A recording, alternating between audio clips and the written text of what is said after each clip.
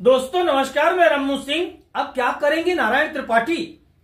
यह सवाल अधिकांश लोगों के मुंह से सुना जा रहा है। क्या नारायण त्रिपाठी लोकसभा लड़ेंगे?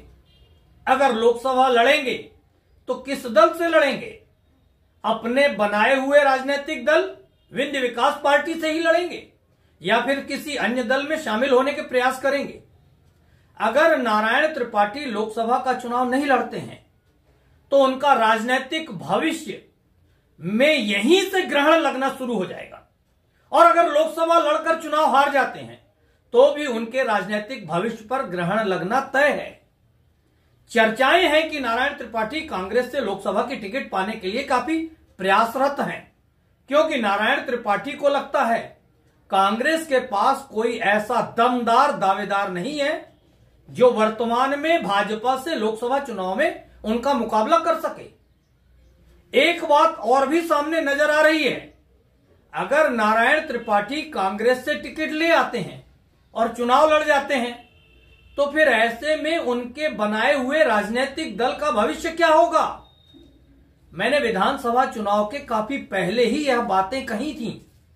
अलग राजनीतिक दल बना लेना आसान है, पर उस दल को मुकाम तक ले जाना काफी मुश्किल है। मैंने दो उदाहरण भी सामने रखे थे।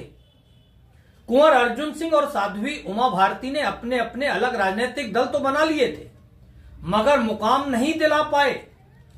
यह दोनों दिग्गज नेता माने जाते हैं, जबकि नारायण त्रिपाठी का न वह कद रहा, ना ही वह उस मंजिल तक पहुंच पाए हैं।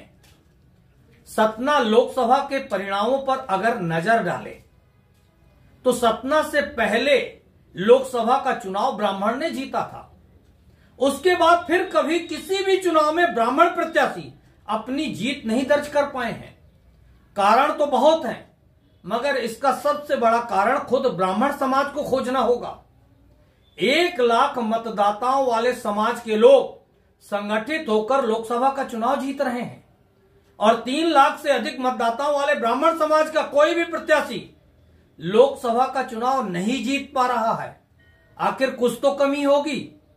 अब लोग तर्क देंगे, भाजपा और कांग्रेस जैसे दल ब्राह्मण वर्ग के प्रत्याशी को टिकट ही नहीं देते, तो फिर जहां निर्दलीय प्रत्याशी चुनाव जीत जाते हैं वहां कैसे इतना बड़ा चुनाव जीतते हैं? यह हमें चुनाव जीतने के लिए पहले अपने को उस लायक बनाना होगा, उस स्तर की तैयारी करना होगा।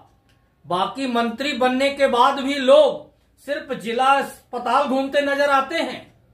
जब नजरिया ही नहीं होगा, कोई लक्ष्य ही नहीं निर्धारित होगा, जब सोच ही नहीं होगी, तब कितना भी बड़ा पद मिल जाए हम वापस कुछ दिनों बाद वही मिलेंगे जहां से चले थे।